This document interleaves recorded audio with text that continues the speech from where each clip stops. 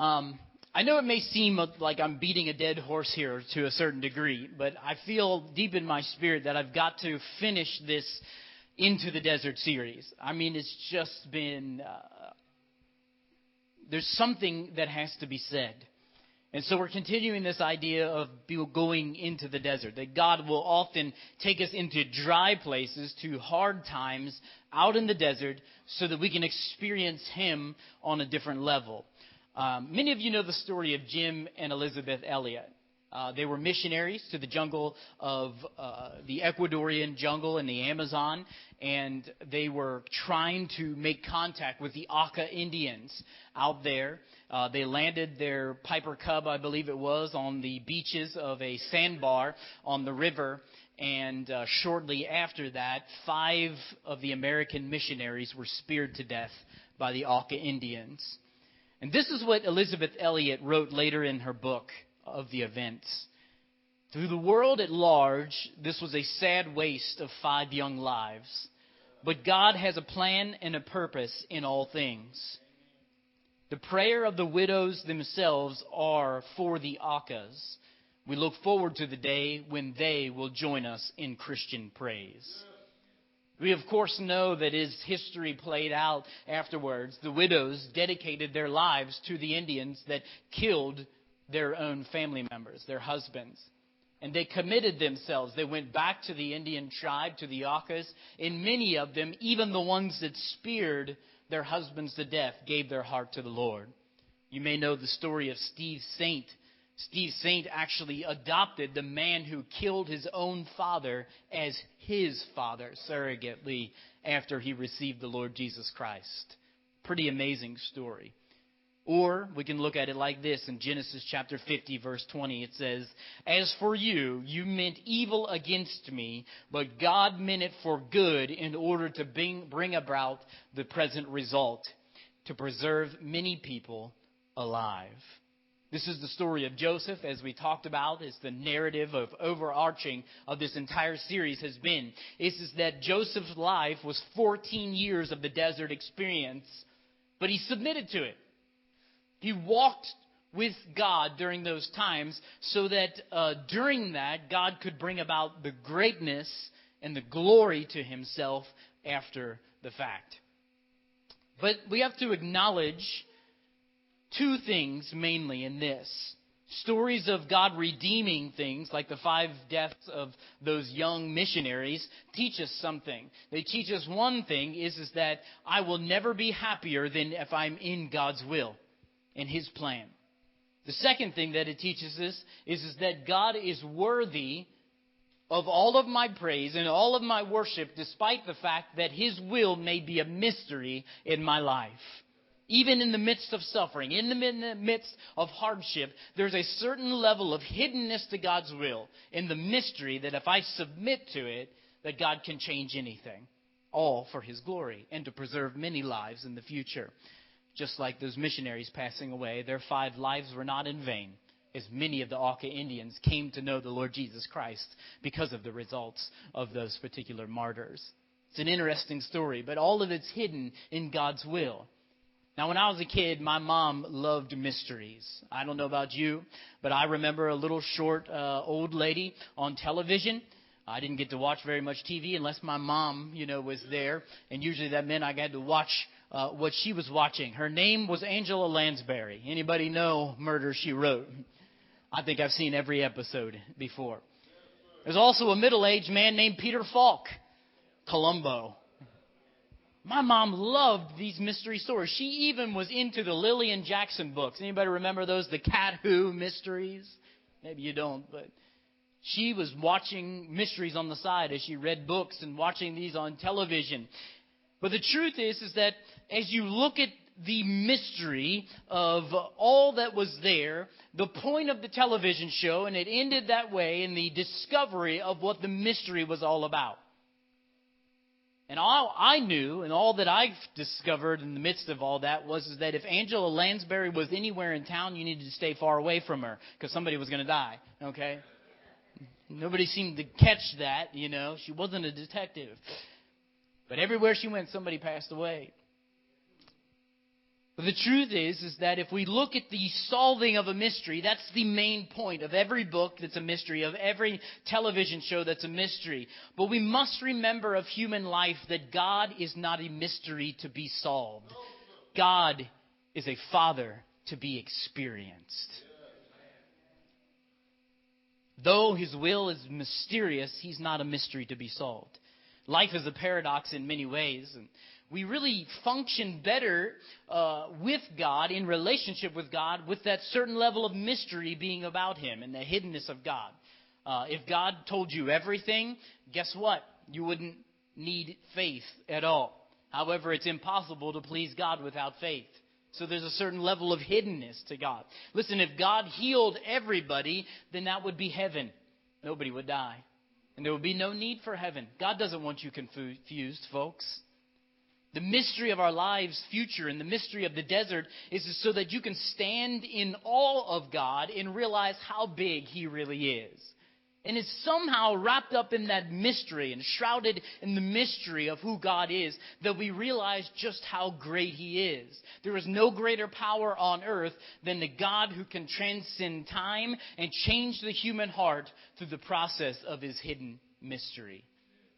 Paul told us in his sermon in Acts chapter 17, when he's preaching about what he called the unknown God to the Athenians. And all of these philosophers and Stoics are there on the hill, and he's trying to preach to them the unknown God. They had a monument that was set up, and it actually said on the monument, "This is to the unknown God." Paul gets up there and he begins to proclaim to them, "I'm going to tell you who the unknown God is." And this is what he said.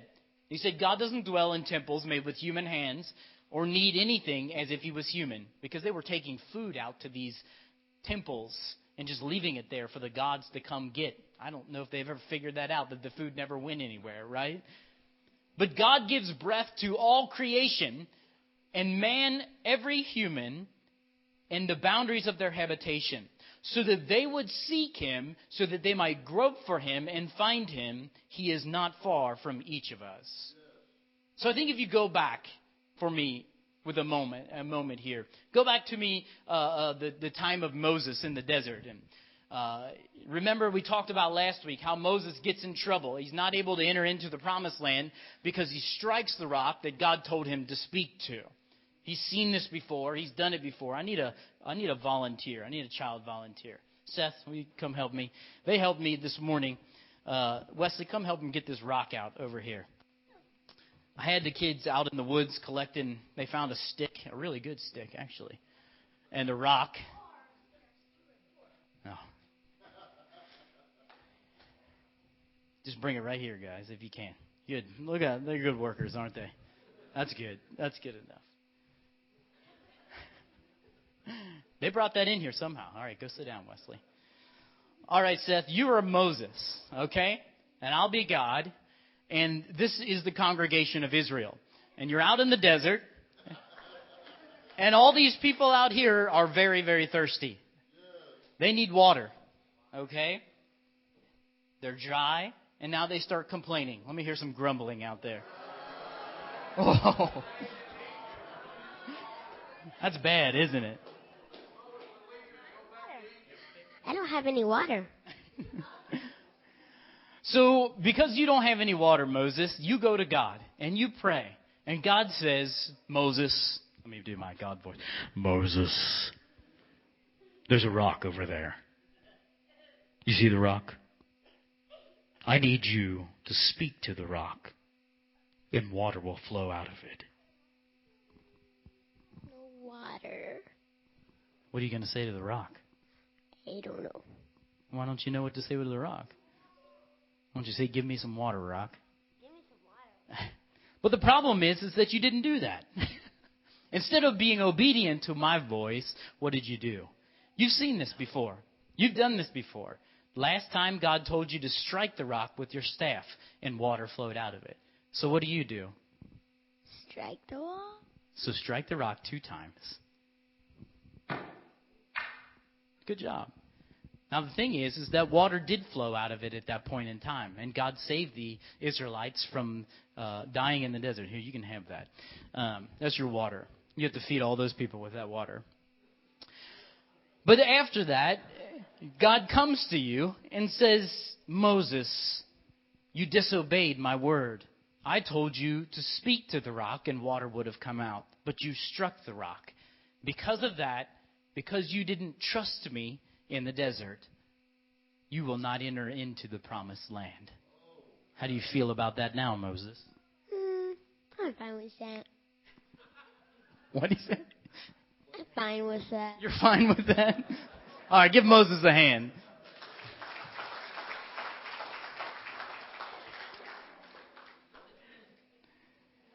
You know, to a certain degree, I think Seth is right about Moses' response to God.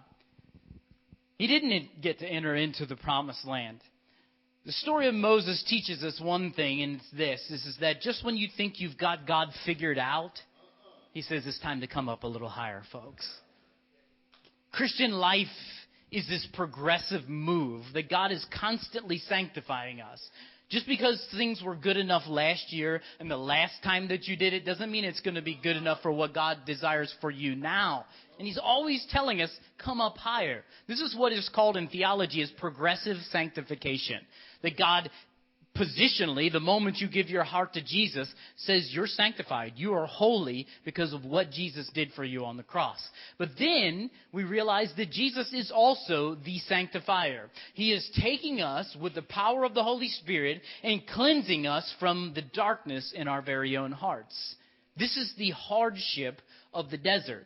This is the frustrating moments when we realize that God is constantly asking us to go to the next level. But what you must realize, what's true about what Seth said, saying it's all right that I don't get to go into the promised land, is that though Moses never physically entered into the promised land, he only saw it from afar, we know. Moses' promised land was the presence of God. There was no other place that Moses could have experienced that was better than God's presence. The promised land would never be good enough because God's presence that Moses experienced was paled in comparison to the promised land of Canaan for the Israelites. You see, God's not a mystery to be figured out. He's a father to be embraced and to be experienced. And I'm convinced that if you submit yourself to the desert experiences that you have in life, that by the time you end that desert experience and God's getting ready to bring you out into the promised land, you'll say, Lord, I don't know if I really want to leave. Because as God pressed you and molded you into His image, into Jesus' image ultimately throughout that desert experience, you found the presence of God. You found what it's like to be with Him. Constantly, you see this happen in the book of Exodus, that everywhere the Israelites grumbled, and you guys did very good at grumbling, by the way. I imagine that's exactly how it sounded. They grumbled, they complained on a regular basis, and what happened? It took Moses from the people's voice, and then he went straight to God's presence with the complaints of the Israelites. And that is what God wanted all along. He simply wanted Moses face to face. And God is teaching you something in the desert experience. This is why a few weeks ago I made the statement when I said that God isn't so much concerned about what happens to you as what God is concerned about happening inside of you. That's the pinnacle goal of Christian life, is that we are constantly formed into the image of Jesus. And human desires get us into this mode of striving and seeking to arrive somewhere, not realizing that the destination is the journey. Do you see that? Christian life isn't about being. Christian life is about becoming. It's not about where you are right at this moment. It's about where God's taking you into the future. And so this process becomes the destination. The truth is that you can experience eternity right now, that you can experience heaven right now, simply by being in the presence of God. That's what Jesus wants all the time. Every suffering, every hardship that you go through, He simply wants you to meet Him face to face. The journey is the destination. And suddenly you begin to see that Romans 8:28 comes to life. And we know that God causes all things to work together for the good of those that love God and those who are called according to His purpose. But it doesn't end just there. That's very satisfying to know that God can take even the evil things, even the hardships that we've suffered in life, and turn them into good purposes.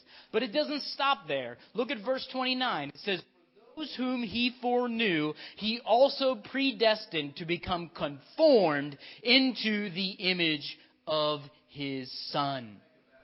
And that's it. That is the entirety of what God's process of the desert is trying to do. It's conforming you into the image of Jesus Christ. And so the desert experience, the mystery of God's will, all suffering that you share in this life with God, is purposed to conform you into Jesus Christ. And you just have to walk it out. Keep on praying. Don't give up. The desert is not your final resting place. Keep walking through the desert because God is forming you into the image of His Son. And that is the pinnacle goal of all Christianity. Is it going to be easy? No. Guaranteed it's going to be hard. Anything, by definition, that is not in the image of something else must be conformed into that image. And I can tell you that it could take a whole lot of pressure to push you into the image of Jesus Christ. And that's why I said last week that the more malleable, the more formable that your heart is as you go into the desert, the easier the suffering may be. Because God's forming you. He's the potter and you're the clay.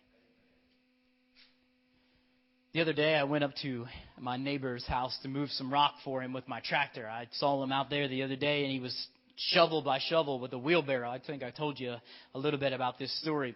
And so I went up with my tractor and I loaded all the rock up, and the boys went up there with me on their four-wheelers, and they were sitting there patiently waiting because they knew I had talked to them earlier. I said, my neighbor told me, I told this to the boys and the kids, all the kids. I said, my neighbor told me that after we finish the rock, you may be able to ride the horses that he has.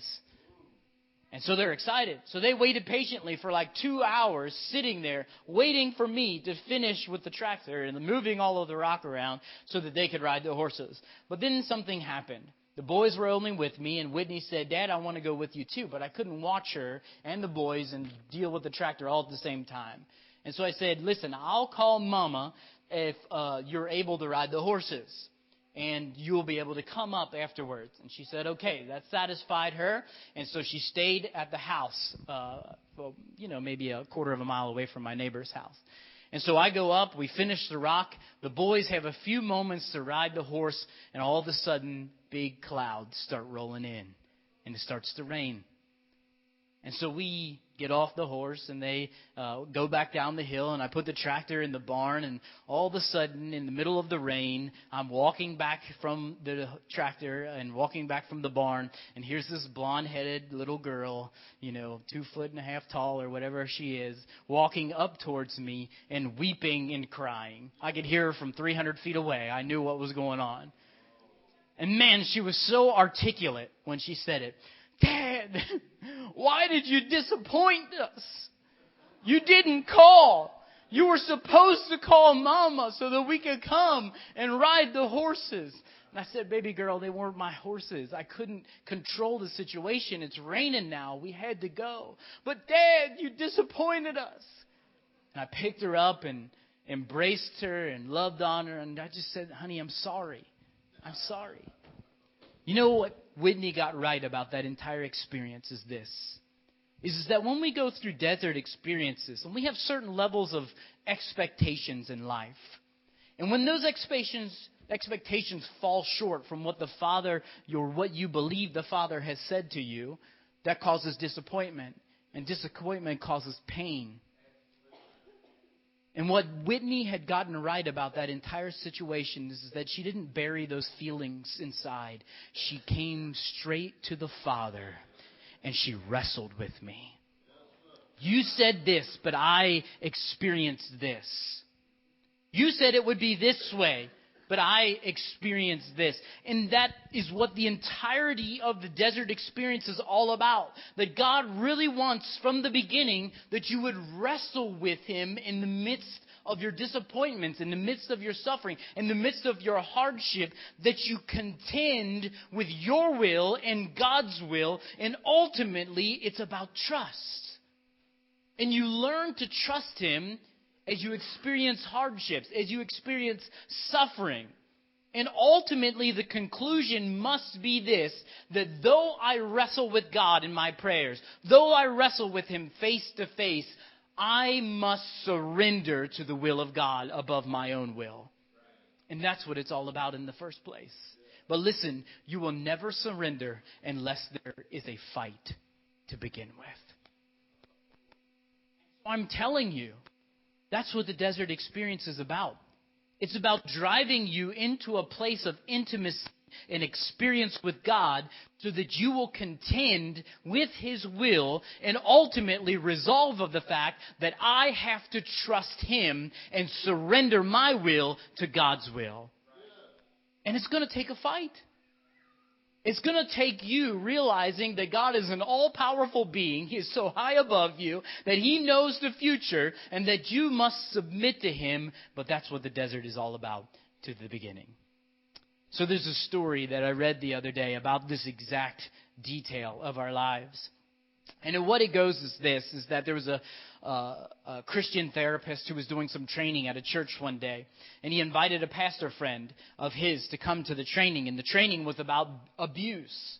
And as he was doing the training, the pastor was sitting in there the entirety of the day, long hours, hearing all of these experiences, all of these stories. And he was so frustrated and beat down by it that he walked out into the church parking lot and he sat on one of the pylons in the church parking lot. And he's just wrestling with God. Lord, where were you in these kids' situations? You know, for a pastor, it hurts our heart when we realize that the vulnerable and the weak are taken advantage of. We love people. That's just the way it is. And it happens. And so he's frustrated. You know, he's contending with God. Where are you in the midst of all of this suffering of these innocent people? And he's contending with God. And all of a sudden, off to the corner, he sees this little bird, like a finch, you know, that hang around in parking lots. And he sees that little bird, and he's kind of imagining in his mind, and he sees that bird, and he says, maybe that little bird is an agent of God, sent to comfort me and sent to encourage me. And sure enough, if that little bird didn't jump up on his knee and ultimately land on his hand and sit there, and he's thinking like he's experienced this divine move of God. God has come to comfort me, and He's using the power of nature to show me that He's comforting and that He's present in the midst of suffering. And all of a sudden, the bird defecates all over his hand. And then he feels something on his other hand that he's leaning against on the back of the pylon, and it feels like his hand's on fire. And he looks over at his hand, and it's covered in red fire ants. And they're biting him or stinging him all over his hand. So immediately, what's your reaction going to be? A few seconds later, he realizes as he's fleeing all the ants off of his hand that he has just rubbed bird defecation all over himself. And the pastor is sitting there, his hands swollen, sweating because of the stings of the fire ants, and bird droppings all over him. And he thinks, what just happened to me? I thought God was divinely intervening to comfort me in the midst of all this psychological hardship that I'm going with, and I'm wrestling with God. And the pastor's sitting there, he just begins to laugh. What else can you do in a situation like that? He just begins to laugh. And all of a sudden he realizes that he didn't need from the beginning God's comfort necessarily. What he needed was him to realize that God is way bigger than he is, and that he is just a small little boy and not a big man to face all of the hardships of life. Surrender. That's what he discovered. That he needed to surrender to the will of God. Ryan, you can come. And it's all of that contending that we realize that God just wanted us to surrender in the first place. Suffering Any suffering that you go through in this life is always to remind you that God is your Father. He's bigger than you. He's stronger than you. He can see the future. You can't. And if you surrender to His will, He can take everything that looks bad and work it out for the good of the future. And then you begin to look at Jesus' life. And if you begin to review Jesus' life in the entirety of those 3 years of His ministry, you begin to realize Jesus' life is all about surrender. He had no power unless He submitted Himself to going away to isolated places to receive from the Father. He had no ability apart from what God gave Him the ability to do, empowered by the Holy Spirit. And so God will often draw us into times of despair, even maybe darkness, and to the midst of them, you think that this is awful, this is terrible, this is a desolate place to be. But in the midst of them, all of the struggling and all of the hardship, God invites us to wrestle with Him so that my purpose can become His purpose. My will can become His will. And I see the greater glimpse of God's character in the midst of hardship. And the mystery of His will and of His nature is revealed to me in the desert. I know it's total paradox. But all wrestling with God is a move toward Him and not away from Him.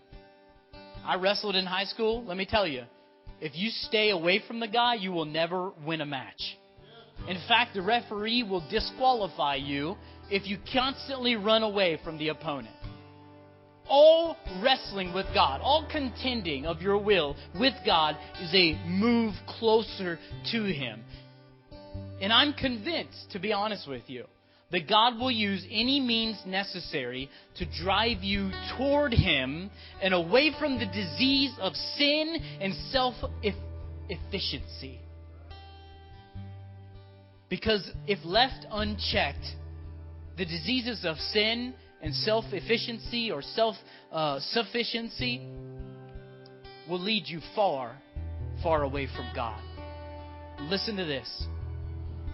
God is willing to make any disruption in your life as long as He can draw you to Himself. By any means necessary. And the reason that I know this is this. Because in Exodus and Deuteronomy, Paul echoes those two scriptures in 2 Corinthians 11:2. He says, "For I am a jealous God, and I am jealous for you with a godly jealousy. For I betrothed you to one husband, so that you may be present with Christ and presented to Him as a pure virgin," is what Paul says. You cannot dismiss the nature of our God, because He is a jealous God. And if He's a jealous God, then He's going to do whatever it takes to get you away from sin and whatever sufficiency that you think you have in your own life, so that you can be isolated and totally dependent upon Him. Listen, if you ever want to leave the desert, then you've got to submit to the desert experience. If you ever want to experience the glory of the resurrection, that means, folks, you got to take up your cross and head towards Golgotha. And so what I'm saying is this, that there is no resurrection, there is no glory of God without death. There's no such thing as resurrection without death. And if you want to leave the desert, then surrender to the desert experience. Contrary to what you may have heard in this life, God's highest priority in this life is not to make you comfortable. It's not to make you happy. It's not to make you wealthy. Listen to this, what I'm saying. It's not to make you happier than you are right now. God's primary rule of this Christian life is to conform you into the image of His Son, Jesus Christ. That's it. So maybe go back with me. I want to wrap this back around where we started at the beginning of the year, talking about new wine, and how that in the book of John chapter 2, it talks about how Jesus cleared out the old wine so that He could make room for the new wine. He cleared out the temple and the animals so that He could make room for Himself. He said, "Destroy the temple, I'll rebuild it again." He's talking about His body. That would be the sufficient sacrifice. But there's something you must realize about new wine, and it's this. There's no possible way to experience the new wine without the crushing of the grapes. It will cost you something to experience the new wine. There's a certain level of crushing that you have to go through, this process to draw out the new wine. So I want to speak from my heart this morning for just a moment as we finish. I just came through the longest period of fasting that I've ever gone through in my entire life. And there were times that I physically didn't know if I was going to make it. Like, I just felt so miserable. And beyond that, beyond just the physical side of fasting and depriving yourself of food and things, there's this whole other spiritual element that you experience. Fasting is not a spiritual high, folks. It is the spiritual pit. And in the midst of fasting, God shows you things in your life and the blackness and the harshness of your own heart. That's what I experienced.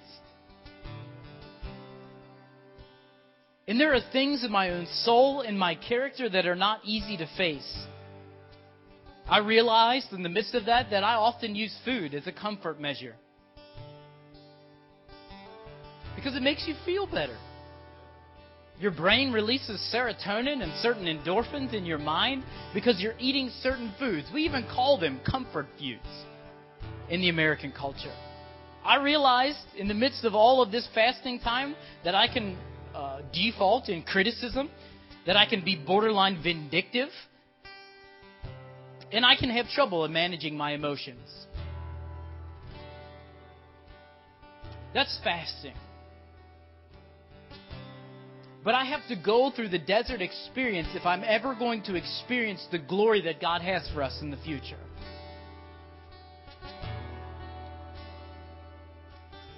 We all experience great intimate times with God, and we love those times. But sometimes God just opens us up like a surgeon and cuts out the gangrene in our own hearts.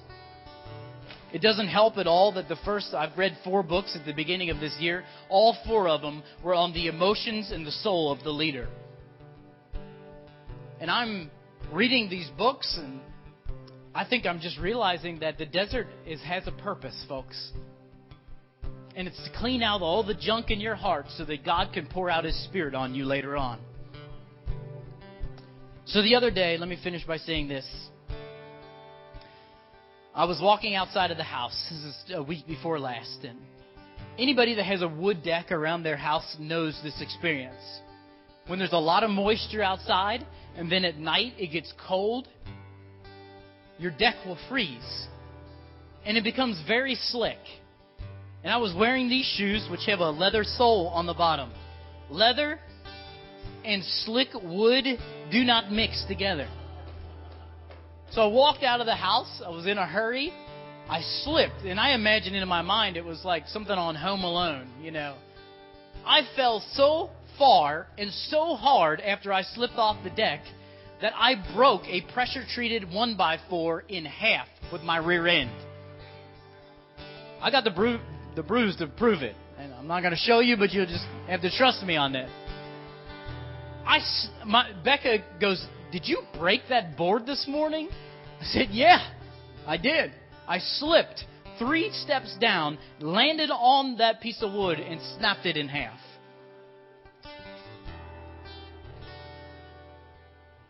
You know, there's a beauty in knowing this as we go through the desert experience. That even when we fall, we don't fall on something that's going to break. We fall on the rock that will never be shattered. We fall on a foundation more solid than you've ever seen or ever known in your entire life. And that foundation is Jesus Christ. That's what the desert teaches us. It teaches us that we can trust God even when we fall. Even when life is hard.